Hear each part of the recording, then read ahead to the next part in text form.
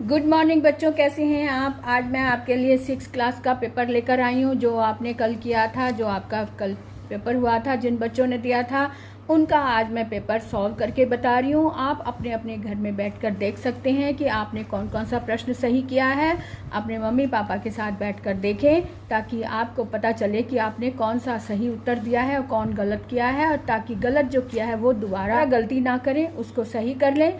तो शुरू करते हैं आज की क्लास अरुणा कालिया के साथ। ये पेपर है 6 क्लास का संस्कृत का, जो मैं सॉल्व करके बता रही हूँ। आप अपने आप को एनालाइज कर सकते हैं कि आपने कौन सी गलती की है। तो शुरू करते हैं। ये पहला प्रश्न है, अपठित गद्यांश है, जो इस तरह से एषः देवालय अस्ति मम माता प्रतिदिनम तत्र गच्छति अनेके भक्ता अपि तत्र गच्छन्ति मम पिता अपि तत्र प्रतिदिनं गच्छति सर्वे तत्र नमन्ति सर्वे तत्र पूजां कुर्वन्ति आरती च गायन्ति अन्ते पुरोहितः प्रसाद यच्छति। यच्छति मैंने देना, बांटते हैं। तो सर्वे प्रसन्ना भूत्वा आगच्छन्ति। अब इसका हिंदी में भी देख लें, इसका अर्थ क्या है। एषा देवालय अस्ति, यह मंदिर है। मम माता, मेरी माता, प्रतिदिन मतलब रोज, तत्र मैंने वहाँ जाती हैं। अनेके भक्ता अपि तत्र गच्छन्ति, और अनेक भक्त भी, अपि मैंने भी वहाँ जाते हैं। मम पिता अपि तत्र प्रतिदिनम गच्छति, मेरे पिता भी वहाँ प्रतिदिन अर्थात रोज जाते हैं। सर्वे तत्र नमन्ति, सभी लोग वहाँ नमस्कार करते हैं यानी झुकते हैं। सर्वे तत्र पूजाम कुर्वन्ति है ये, सभी वहाँ पूजा करते हैं और आरती गाते हैं। अंत में पुरोहित प्रसाद यच्छति, पुरोहित जो पंडित जी हैं वो प्रसाद बांटते हैं। सर्वे प्रसन्ना भूत्वा आगच्छति, सभी प्रसन्न होकर आ जाते हैं। ठीक है, ये है इसका अर्थ। अब इसको सॉल्व करके देखते हैं। एक पदेन उत्तरत, पहला है एक पदेन उत्तरत यानी एक शब्द में उत्तर देना है। एषः कः अस्ति, कह के स्थान पर हम देवालय लिख देंगे कि देवालय, है ना। तत्र के नमन्ति, के मतलब कौन नमस्कार करते हैं, तो सर्वे या फिर भक्ता लिख सकते हैं, सर्वे भी सही है। तो पूर्ण वाक्य ने उत्तर, तो पूर्ण वाक्य में उत्तर कैसे देना है। पुरोहितम किम करोति, पुरोहित क्या करता है। पुरोहितः प्रसादम यच्छति, है ना, हमने पढ़ा था पुरोहित प्रसाद बांटता है, तो पुरोहितः प्रसादम यच्छति। जनाः तत्र किम किम कुर्वति, लोग वहाँ पर क्या क्या करते हैं। जनाः तत्र पूजाम कुर्वन्ति आरती च गायन्ति, ये इसका पूरा आंसर हो गया। अब आगे देखो, तीसरा में है विकल्पेभ्य शुद्धम चिनुत, शुद्धम उत्तर चिनुत है, जो ये विकल्प दिए हुए इनमें से चुनकर। एषः देवालय अत्र विशेषण पदम किम, यानी कि ये दो शब्द दिए हुए, इनमें से यहाँ पर विशेषण पद कौन सा है। विशेषण पद है एषः, क्योंकि देवालय संज्ञा है और संज्ञा की विशेषता बताने वाला शब्द एषः है, तो हमारा उत्तर होगा एषः पर हम टिक लगाएंगे। उसके बाद देखो, जनकः अस्य पर्यायवाची चिदम अत्र प्रयुक्तम, तो यहाँ जनक शब्द दिया हुआ है। जनक इसका पर्यायवाची शब्द यहाँ क्या प्रयुक्त हुआ है, तो यहाँ पर पहले आपको बता दूं कि जनक शब्द का उत्तर होता है, जनक शब्द का अर्थ होता है पिता, है ना। पिता, जिनको आप पिता कहते हैं, पापा कहते हैं, फादर कहते हैं, तो जनका का मतलब फादर या पिता। अब इसमें से देखेंगे कि पुरोहिता दिया है, पिता दिया है, तंत्र दिया है, अत्र दिया है, तो पिता इसका सही उत्तर है, तो पिता पर हम टिक लगा देंगे। उसके बाद देखो, अब ये सेकंड प्रश्न शुरू हुआ है। यहाँ पर बताया शब्दार्थ लिखो, तो शब्दार्थ हम लिखेंगे क्या क्या दिया है। नूतना यानी नया, दृष्टवा यानी देखकर, वारम वारम मतलब बार बार, रक्तः मतलब लाल रंग। तो जिन्होंने ये उत्तर दिए हैं उनको पूरे 4 अंक मिल जाएंगे। अब तीसरा प्रश्न है हमारे सामने, अधोलिखिता नाम वाक्या नाम प्रश्न सूचक वाक्यानि लिखन्तु, जो नीचे लिखे हुए वाक्य हैं उनका प्रश्न सूचक वाक्य लिखना है। तो यहाँ पे जहाँ पर भी ये तत्र, अन्यत्र, सर्वत्र, एकत्र और अत्र ये अव्यय दिए हुए हैं, इन अव्ययों को हटाकर इन अव्ययों के स्थान पर हमने कुत्र लिखना है। जैसा कि यहाँ एग्जाम्पल दिया हुआ है, लेखनी अत्र अस्ति, तो अत्र के स्थान पर कुत्र आ गया। बिल्कुल ऐसे ही इन सब में करना है। जो मैंने कॉपी देखी है उसमें बहुत सारे बच्चों ने सर्वत्र लिखा रहने दिया है, लेकिन सर्वत्र के साथ में कुत्र लगा दिया। अन्यत्र लिखा रहने दिया है तब साथ में कुत्र लगा दिया, लेकिन ऐसे नहीं, जब कुत्र लगाएंगे तब ये शब्द हम हटा देंगे। तो इस तरह से लिखा जाएगा, वृक्षः तत्र अस्ति, वृक्षः कुत्र अस्ति, देवालयः अन्यत्र अस्ति, देवालयः कुत्र अस्ति, वायुः सर्वत्र अस्ति, वायुः कुत्र अस्ति, बालकाः एकत्र तिष्ठन्ति, बालकाः कुत्र तिष्ठन्ति, माता अत्र अस्ति, माता कुत्र अस्ति। इस तरह से इनका जवाब देना, यानी हर एक में कुत्र लगाना है इन अवयवों के स्थान पर। ठीक है, तो जिन्होंने ऐसा सही किया है तो उनको फुल मार्क्स मिल गए हैं। अब आगे बढ़ते हैं, है हमारे सामने कि उदाहरण अनुसार, चौथा प्रश्न है ये, उदाहरण अनुसार पट्टिकात शब्दानि रक्त पट्टिकानि शब्दानि उदाहरण अनुसार पट्टिकात शब्दानि रिक्त स्थानेषु लिखित दिए गए शब्दों को वचन के अनुसार अलग अलग करके लिखना है। तो कैसे ये शब्द दिए हुए हैं, जो इनको हमने एक वचन और बहुवचन के कॉलम में रखना। जो एक वचन का है वो एक वचन में रखेंगे और जो बहुवचन के शब्द हैं उनको बहुवचन कॉलम में रखेंगे। तो कैसे हैं, जहाँ पर भी ये आ की मात्रा और विसर्ग लगा हुआ है वो है बहुवचन। तो शिक्षिका भी बहुवचन है, अजा भी बहुवचन है, मापिका भी बहुवचन है, और ये फलानी, जो ये नपुंसक लिंग का भी इसमें बहुवचन है, क्योंकि नपुंसक लिंग में आनी लास्ट में लगता है, जैसे फलम फले फलानी, है ना। अब हमें समझ आ गया कि जब हमने बहुवचन ढूंढ लिए तो बाकी जो है वो एक वचन में हो गए। तो एक वचन में फलम आ गया, ये गायिका आ गया जिसमें विसर्ग नहीं लगा। स्त्रीलिंग में एक वचन में आ की मात्रा लगती है लेकिन विसर्ग नहीं लगता, ये आपको बताया था। तो गायिका भी इसमें एक वचन में आ गया। रजकः, ये पुल्लिंग का एक वचन है, इसमें भी खाली विसर्ग लगा हुआ है बिना मात्रा के, तो इसलिए रजका भी एक वचन में हो गया। सह एक वचन का, सह तौते है ना, तो प्रथम पुरुष का जो सह होता है सामान्य वह एक पुल्लिंग का है, तो इसको भी हम एक वचन में रखेंगे। और लेखनी स्त्रीलिंग एक वचन है, हमने आपको बताया था। जो स्त्रीलिंग वाले शब्द होते हैं उसके अंत में या तो बड़ी ई होता है या बड़ा आ होता है, बड़ा आ की मात्रा होती है या फिर बड़े ऊ की मात्रा होती है, और लेकिन बिना विसर्ग के होता है, तो वो एक वचन में होता है। लेखनी भी एक वचन में है, स्त्रीलिंग है, इसलिए हम इसको लगा देंगे, और गायिका भी इसमें। अब हमने देख लिया कि एक वचन में आए क्या क्या शब्द आए, फलम, रजका, सह, लेखनी और गायिका। और बहुवचन में वृक्षाः, शिक्षिकाः, अजाः, मापिकाः और फलानी, ये बहुवचन के शब्द हैं। तो आप चेक कर सकते हैं अपने पेपर को कि आपने क्या क्या लिखा है, और आपके फुल मार्क्स, अगर सबने सही लिखा है तो फुल मार्क्स मिलेंगे आपको। अब है वर्ण संयोजनम कुरुत। वर्ण संयोजन हमें कैसे करना है, देखो ये प है तो प में उ, प उ पु, ये स में कोई स्वर नहीं है तो इसका मतलब ये आधा सा है। पु स त अ त क अ क और म में हल लगा हुआ है, तो इसका शब्द बनेगा पु त अ क अ म, पुस्तकम, ये शब्द बना। उसके बाद देखो छ त में कोई स्वर नहीं है तो इसका मतलब ये आधा ता है। र में अ लगा हुआ, इसका मतलब ये संयुक्त स्वर है, ये संयुक्त व्यंजन है, यानी त्र में इसको बनाएंगे इसको, और म अंत में म हल वाला लगा है तो शब्द बना छत्रम। उसके बाद देखो ख ए खे, ल अ ल, और त में छोटी ई लगा है, यानी कि त में छोटी की मात्रा लगेगी और शब्द बन जाएगा खेलती, यानी प्रथम पुरुष का एक वचन ये बन जाएगा। उसके बाद देखो प अ प, ठ अ ठ, प ठ, और त में विसर्ग लगा हुआ है, यानी कि पठतः बन जाएगा, अर्थात ये प्रथम पुरुष का द्विवचन का रूप बन जाएगा पठ धातु का, तो पठतः इस तरह से बन जाएगा। अगर आपने ये सही लिखे हुए ऐसे ही लिखे हैं तो आपको फुल 4 अंक मिल जाएंगे। उसके बाद देखो अगला प्रश्न छठे में है। छठे प्रश्न में लिखा हुआ है अधोलिखिताः शब्दानां वर्ण विच्छेदम कृत्वा लिखित। वर्ण विच्छेद करके इनको लिखना है। तो वर्ण लिखा हुआ है तो वर्ण का मतलब है कि व, अ और र जो ऊपर दिया है इसमें स्वर नहीं है तो इसमें इसको हम र हल लगाकर रखेंगे, लेकिन इसके साथ कोई स्वर नहीं लगाएंगे।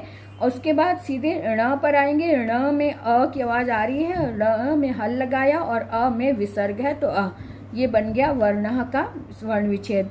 उसके बाद दाशरथी ही लिखा हुआ है, तो द में आ की मात्रा है, तो द आ, श अ, र अ, थ में ई, लास्ट में छोटी ई है और साथ में विसर्ग है, तो द आ दा, श अ श, र अ र और थ में ई थी, दाशरथी। इस तरह से शब्द ये वर्ण विच्छेद हुआ।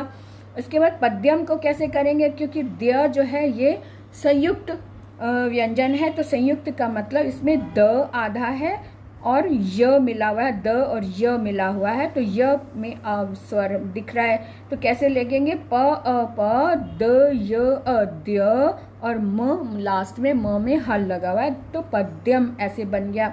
घटिका में घ अ ट ई, ट में छोटी ई है, तो ट ई और क आ, लास्ट में आ की मात्रा, तो क आ, घ अ, ट ई टी, घ टी का। इस तरह से वर्ण विच्छेद होगा इनका।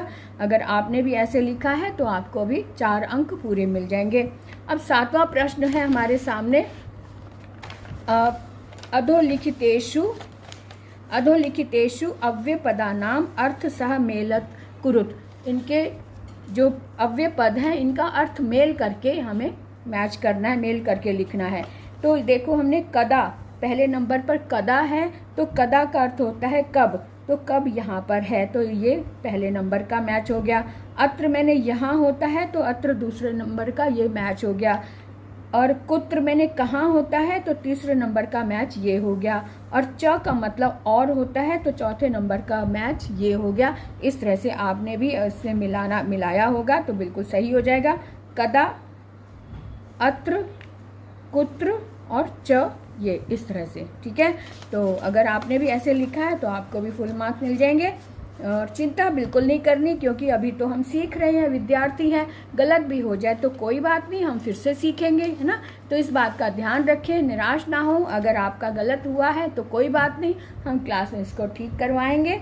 तो आगे देखें कि 8वां प्रश्न जो है ये मंजुषात शब्दम चित्वा वस्तूनि नामानि लिखत, यानी कि ये वस्तुओं के नाम लिखे हुए हैं, इनका आपने ये हिंदी में शब्द लिखे हुए, इनको संस्कृत में क्या कहते हैं, ये ब्रैकेट में से छांट कर हमने यहाँ इसके आगे लिखना है। तो शीशा यानी दर्पण, है ना, कलम यानी लेखनी, गिलास यानी चषकः और थाली मतलब स्थालिकाः, तो स्थालिक ये हो गया। ये आपने भी अगर ऐसे लिखा है तो आपका भी सही है, पूरे 4 अंक आपको भी मिल जाएंगे। अब 9वें प्रश्न में ये धातु रूप लिखे हुए, धातु रूप को सही उपयोग करके आपने लिखना है। और जहाँ तक मुझे लगता है ये आपने सही ही लिखा होगा, क्योंकि धातु तो सबको आती हैं। और यहाँ पे बालकः की ये जो है एक वचन है ना। बालकः जो भी नाम होता है वो एक वचन और प्रथम पुरुष का होता है, तो लिख धातु लिखा हुआ, इसका मतलब एक वचन की धातु का रूप हो जाएगा। प्रथम पुरुष में लिखती होता है, इसलिए यहाँ लिखती आ गया। छात्रों ये द्विवचन है, प्रथम पुरुष का द्विवचन है, तो द्विवचन का रूप क्रीड में क्रीडतः हो जाएगा, है ना। पठती पठतः, द्विवचन पठतः लग जाता है ना, ती तः, तो यहाँ पे क्रीडतः हो जाएगा। अहम उत्तम पुरुष का रूप है, उत्तम पुरुष एक वचन है, तो इसका मतलब गच्छ में ब्रैकेट में लिखा हुआ है, तो इसका मतलब गच्छ के साथ गम धातु का उत्तम पुरुष का एक वचन का रूप लग जाएगा। और आपको पता है कि उत्तम पुरुष के एक वचन में गम धातु में गच्छामी आता है, तो अहम के साथ गच्छामी आ गया, हमारा सही हो गया। और कवि जो है ये एक वचन है, अर्थात कोई नाम है, इसका मतलब ये संज्ञा है, उसका मतलब ये प्रथम पुरुष एक वचन है, तो प्रथम पुरुष एक वचन में पश्य लिखा है तो पश्यति आ जाएगा। एक वचन में ती आता है ना, ती तहांति, और उत्तम पुरुष में आमी आवहामा आता है तो आमी आ गया, है ना। और द्विवचन में ती तह आता, ती तह, तो तह यहाँ पे द्विवचन में आ गया। इस तरह से आप अपना पेपर भी चेक कर सकते हैं कि अगर आपने ये ऐसा लिखा है तो आपको भी फुल 4 अंक मिल जाएंगे इसमें।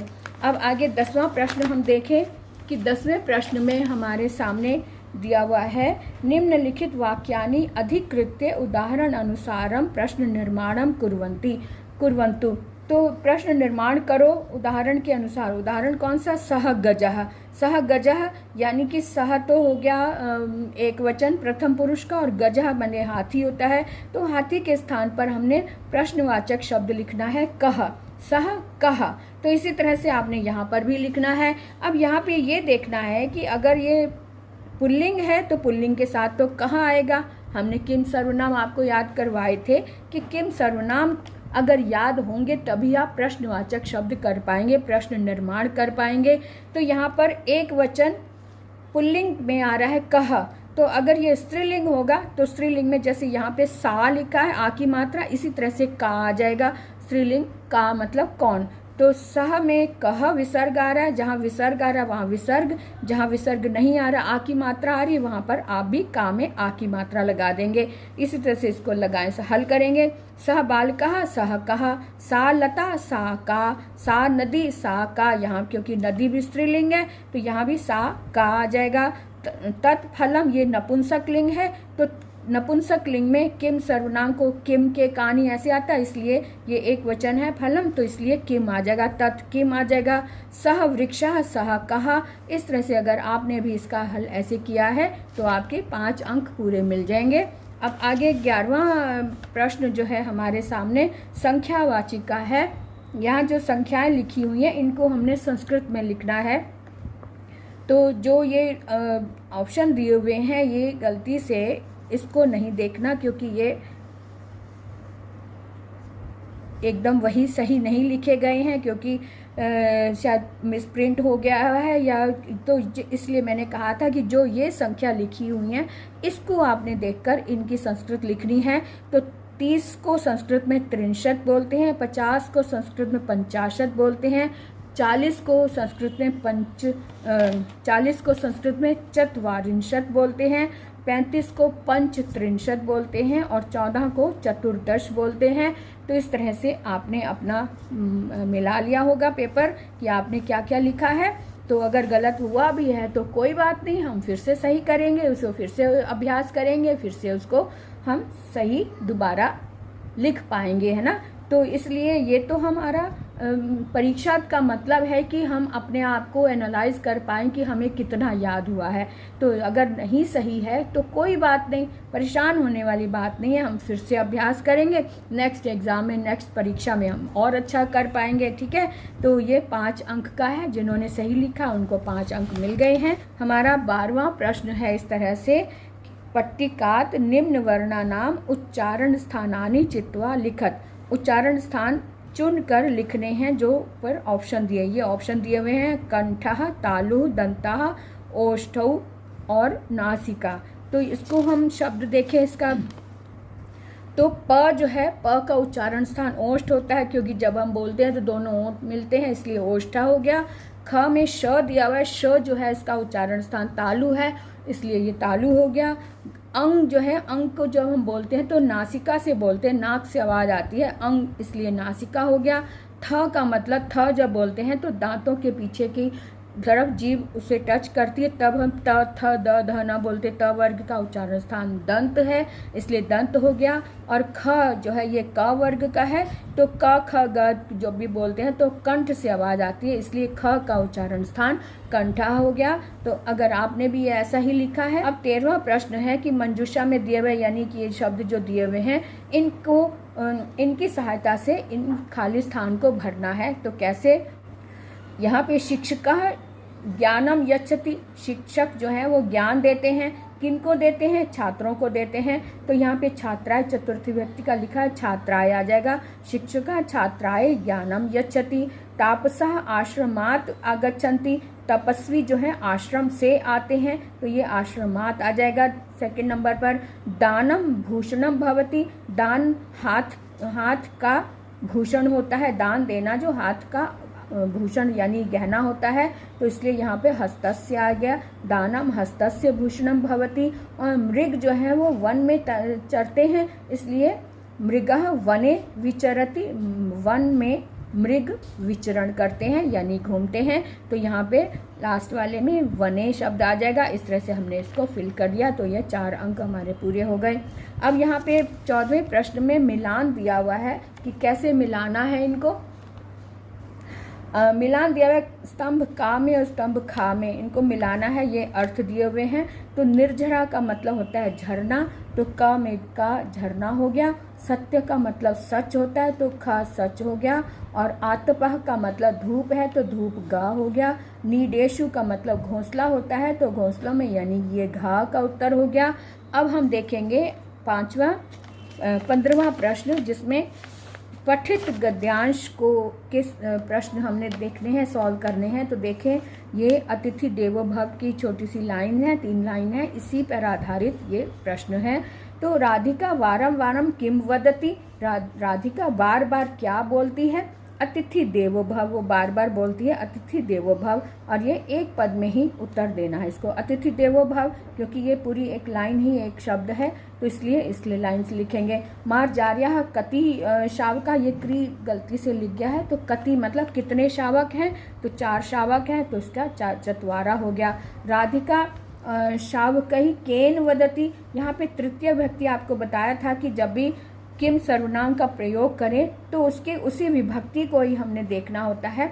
तो यहाँ पे केन तृतीय व्यक्ति आया है, तो राधिका शावकों से किस तरह से बात करती है, तो वात्सल्यन आ जाएगा यहाँ पे, कि बहुत प्यार से, जैसे कि एक माता अपने बच्चे के लिए प्यार से बात करती है, वही वात्सल्यन शब्द आ जाएगा। या अगर आपने अतिथि देवो भव लिखा है तो भी आपका सही माना जाएगा, क्योंकि राधिका शावकों से किस तरह से बात करती है, वो शावकों से कहती है अतिथि देवो भव, अतिथि देवो भव, इस तरह से बार बार बोलती है। तो इसका मतलब आपने अगर वात्सल्यन लिखा है तो भी सही माना जाएगा, और अगर अतिथि देवो भव लिखा है तो भी आपको उत्तर, आपको नंबर मिल जाएंगे। 16वां प्रश्न इसमें रंग भरो वाला था कि चित्रेषु, रेखा चित्रेषु निर्दिष्टान वर्णान पश्यन्तु, वर्णान पूरयन्तु। तो जो आकृतियाँ बनी हुई है और नीचे इनके नाम लिखे हुए हैं, रंगों के नाम लिखे हुए हैं, तो रंगों के नाम को समझकर आपने जो रंग इसमें दिया हुआ है वो रंग इसमें भरना है। तो यहाँ पर हरिता का मतलब हरा रंग है, तो यहाँ पे अगर आपने हरा रंग भरा तो सही हो गया। पाटला का मतलब गुलाबी, जो गुलाब का फूल होता है उसका गुलाबी रंग होता है, तो गुलाबी रंग भर देंगे यहाँ पे।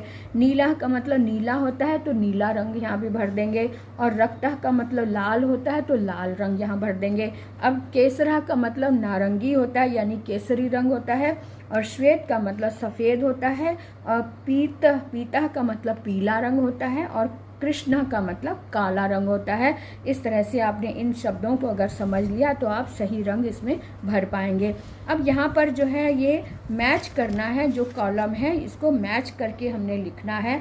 इस तरह से इसके नाम लिख के मैंने बताया था कि क्योंकि इसमें कलर आ नहीं पाया है तो इसको हम लिख कर बता सकते हैं कि इसको हमने लाल रंग दे दिया, इसको काला रंग दे दिया, इसको पीला दे दिया, ये गुलाबी दे दिया, ये नीला रंग दे दिया, और ये हरा रंग है, ये सफ़ेद है, और ये बैंगनी कलर है। तो इस तरह से हमने इस कलर को इसके साथ मैच करना है। ये रक्त वर्ण यानी लाल रंग, नील वर्ण यानी नीला रंग, कृष्ण वर्ण यानी काला रंग, हरित वर्ण यानी हरा रंग, ये क्या लिखा है, पीत यानी पीला रंग, श्वेत यानी सफ़ेद रंग, पाटला मतलब जो गुलाब वाला कलर होता है गुलाबी रंग, और नील रोहित मतलब बैंगनी कलर। ये इस तरह से इनके नाम, इसको हम इस तरह से मैच करेंगे। आपने भी इस तरह से किया है तो आपको भी फुल मार्क्स, यानी कि ये 8-8 मार्क्स के हैं, 8 हैं तो 1 अंक का है, तो आपको भी ये फुल मार्क्स मिल जाएंगे। अब प्रश्न पत्र जब भी हल करें तो आंसर शीट जो होती है ना, आंसर शीट के एकदम यहाँ पर तो आपने जो हाशिया बना हुआ है, हाशिया से इधर तो आपने बहुत अच्छे से बीचों बीच यहाँ एकदम लाइन के साथ जोड़ के नहीं, यहाँ पर खुले में प्रश्न के नंबर लिखेंगे। और यहाँ हाशिया से थोड़ा 2 उंगली छोड़कर यहाँ से बीचों बीच यहाँ पर शब्द उत्तर लिखा करें यहाँ पे, क्योंकि ये देखो पिनअप जब आप और पेज लेते हैं तो ये पिनअप करते हैं, है ना। पिनअप जब करते हैं तो ये क्या होता है कि ये यहाँ तक जुड़ जाती है कॉपी, और यहाँ तक जो भी आंसर आपने लिखा है वो खोलने में बड़ी दिक्कत होती है, यूँ करके देखना पड़ता है। देखो आधा शब्द आपके इनके अंदर गया हुआ है, तो इसका मतलब इतनी लाइन छोड़कर यहाँ अगर आप पेंसिल से लाइन ड्रॉ कर लें तो और भी अच्छा है, नहीं तो आप ये हाशिया से कम 2 उंगली दूर यहाँ से लिखना शुरू करें। अब इतना सारा पेज आपका खाली पड़ा है, ये किसी को देना थोड़ी है, इसको यूज़ करो। यहाँ से यहाँ तक के में बीचों बीच इसको अर्थ लिखो ताकि हर एक शब्द ठीक से समझ आए, लिखा हुआ कोई भी हिडन में ना जाए। ठीक है, ये इस बात का ध्यान रखा करो। और ये जब भी आप प्रश्न लिखो तो इस तरह से इस लाइन से थोड़ा हट कर लिखो। सभी बच्चे इसी तरह से लिखते हैं, एकदम सट के लिखते हैं, तो जो दिक्कत होती है। और प्रश्नों के जो ये जैसे प्रश्न नंबर 14 लिखा हुआ है, इसको अगर जैसे लाइन ड्रॉ करिए, एक प्रश्न खत्म हुआ, लाइन ड्रॉ की अच्छे से, प्रश्न नंबर 14 यहाँ पर लिखो, बीचों बीच लिखो। फिर उसके जो ऑप्शंस है वह 1 2 3 या का खागा, ये जो पेपर में आपको दिया हुआ है, क्वेश्चन पेपर में जो भी ऑप्शन दिए हुए वही आपने नंबर लिखने होते हैं अपनी तरफ से, अपने मन से। अगर का खा को 1 2 कर दिया तो गलत हो जाता है, क्योंकि ढूंढने में दिक्कत होती है। इसलिए जो प्रश्न में जो ऑप्शन दिए होते हैं, जैसे 14 अंक में क्या दिया हुआ है, 14 नंबर में ये दिया हुआ है, ये देखो 14 में का खा दिया हुआ है और आपने अपनी तरफ से 1 2 3 4 लिख दिया, तो ढूंढने में दिक्कत होगी ना। इसलिए अगर इसमें का खा दिया हुआ है तो आप भी यहाँ पर पहले में क झरना, दूसरे में ख सत्य, तीसरे में ग आतपहा, चौथे में घ घोंसले, इस तरह से उत्तर देंगे तो दिक्कत नहीं होती, चेक करने में मुश्किल नहीं होती। और आपने अब आगे चलकर 10वीं के पेपर देने हैं, 12वीं के पेपर देने हैं, बोर्ड के एग्ज़ाम देने हैं, तो आप इन बातों का बहुत अधिक ध्यान दें और अभी से आदत बना लें कि प्रश्न पत्र कैसे हल करना है। आपने अपने आप को देख लिया होगा कि आपने प्रश्न पत्र कैसे सॉल्व किया है और आपको कितने मार्क्स मिलेंगे। तो आज के लिए इतना ही। और जिनके आंसर्स थोड़े गलत हुए हैं वो निराश नहीं होंगे, वो प्रैक्टिस करेंगे, जो गलत हुआ उसका अभ्यास कर लें आज ही अभी कि इसका सही उत्तर क्या है, सही जो भी शब्द है, सही उत्तर जो है उसका लिख कर अभ्यास कर लें, समझ लें, तो आपकी गलती दोबारा नहीं होगी। तो आज के लिए इतना ही, विराम लेते हैं, फिर मिलेंगे अगली नई वीडियो में। तब तक के लिए बाय बाय, विराम लेते हैं।